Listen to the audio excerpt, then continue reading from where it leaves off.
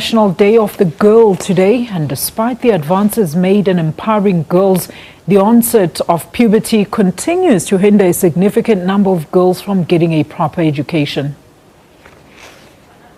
A special class is being held at Epworth High School in Harare, Zimbabwe, to ease these girls into the journey to becoming women.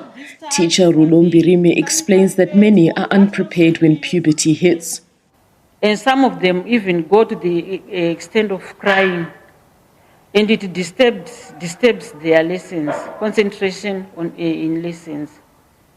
Some of these girls have been shamed and mocked by boys when accidents happen during their menstrual cycle, and often just the fear of an accident dumbs down their participation and contribution in class. I feel like I feel out of place.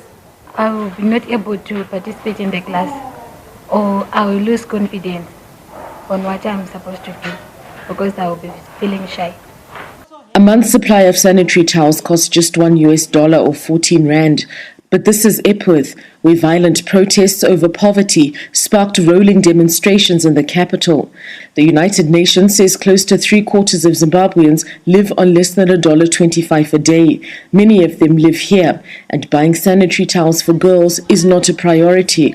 Some of us who stay in this area, it's difficult for us to get $1 because that dollar would like to use it to buy some other things. So if you tell your parents that you want $1 to buy pads, they think that it's a waste of money.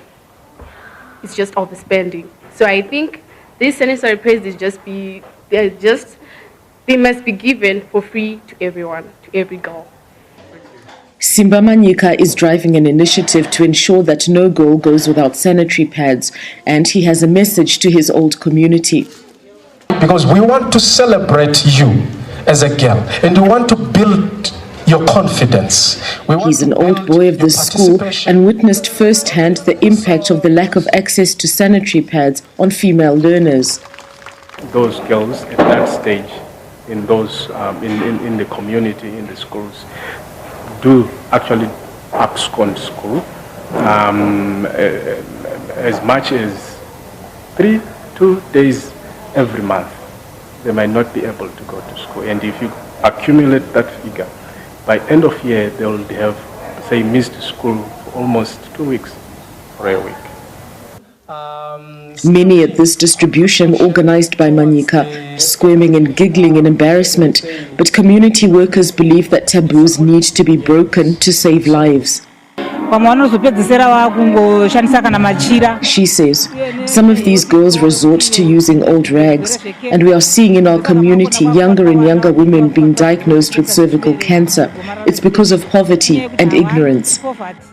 Charity group Action Aid says that 1 in 10 African girls skip school when on their periods.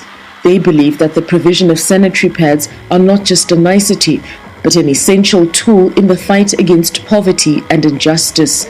Shingai Nyoka, SABC News, Harare, Zimbabwe.